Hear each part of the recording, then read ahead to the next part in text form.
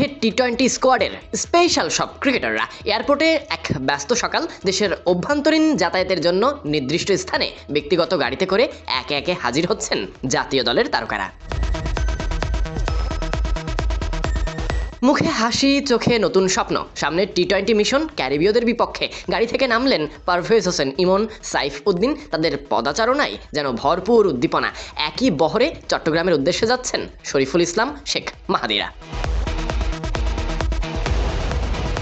উল্লেখ্য, এই বহরে সবচেয়ে গুরুত্বপূর্ণ সদস্য টি-20 দলের অধিনায়ক লিটন কুমার দাস। এশিয়া কাপের মাঝপথে ইনজুরিতে ছিটকে গিয়েছিলেন তিনি, তবে আবারও ফেরার মিছিলে কয়েকদিন নিবিড় অনুশীলন শেষে আজ যোগ দিচ্ছেন দলের সঙ্গে চট্টগ্রাম যাত্রায়।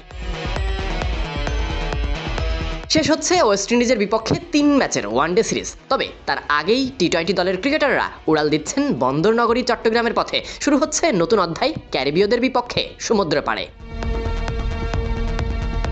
দীর্ঘ বিরতির পর এই দলের অধিনায়ক লিটন কুমার দাস ফিরে আসছেন। এশিয়া কাপের মাঝপথেই ইনজুরিতে পড়েছিলেন, এরপর আফগানিস্তান সিরিজ মিস করেছেন ঘরের মাঠে মিরপুরে ওয়ানডে খেলা। এরপর নীরবে অনুশীলন চালিয়েছেন ইনডোরে, আউটডোরে, কখনো বা একাডেমি মাঠে। এরপর তিনি যেন একাগ্রতা নিয়েই ফিরতে যাচ্ছেন পুরনো ছন্দে। আজ সেই লিটন যুক্ত হচ্ছেন টি-20 স্কোয়াডে। নতুন আশার আলো হয়ে চট্টগ্রামের পথে রওনা দিয়েছেন অধিনায়ক সহ টি-20-র স্পেশাল সব ক্রিকেটাররা।